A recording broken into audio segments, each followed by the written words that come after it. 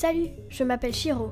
Beaucoup d'entre nous ont suivi le CDC, des recommandations pour que chacun essaie de porter un masque, se tenir à distance des autres et se laver les mains. Ces choses sont efficaces, simples à retenir et sont mentionnées en permanence. J'ai remarqué qu'il y a une chose de très importante à faire, mais n'est pas une recommandation du CDC, et c'est qu'il faut minimiser le temps d'exposition. Laissez-moi vous expliquer. Le SARS-CoV-2 peut se propager dans l'air.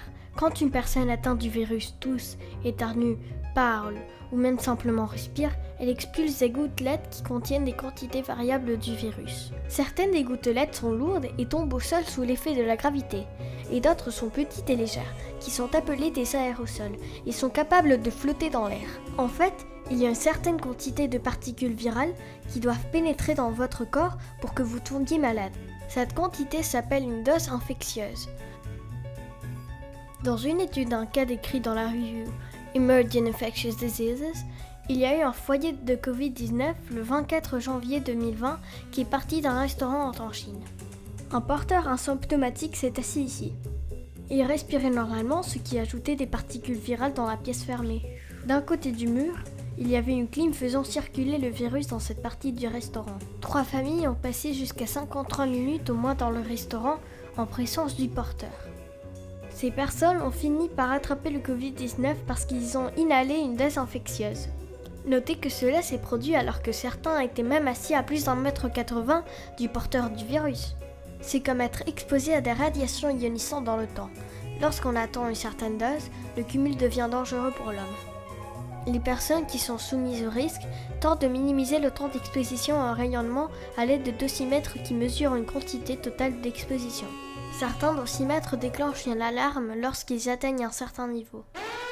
D'une certaine manière, votre corps agit pareil, comme un dosymètre de virus, en émettant une alarme lorsque la dose infectieuse est atteinte. Votre corps déclenche les effets du Covid-19, car la dose totale du virus augmente avec le temps d'exposition. Plus vous restez longtemps dans un endroit fermé et non ventilé, plus vous risquez de choper le Covid-19, car la dose totale du virus augmente avec le temps d'exposition.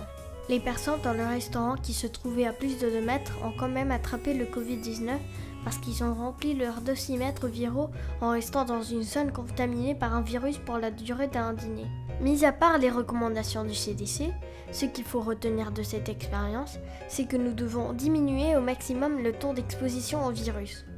Le personnel soignant et d'autres métiers essentiels sont plus à risque parce qu'ils passent plus de temps d'exposition au virus, et donc ils sont plus susceptibles à recevoir la dose infectieuse du SARS-CoV-2. Si vous ne pouvez pas contrôler la quantité de temps dans l'espace où vous vous trouvez, vous pouvez essayer de limiter la quantité du virus autour de vous. Si vous passez moins de temps dans des espaces fermés, vous minimisez le remplissage de votre dosimètre viral et donc les risques d'attraper la maladie.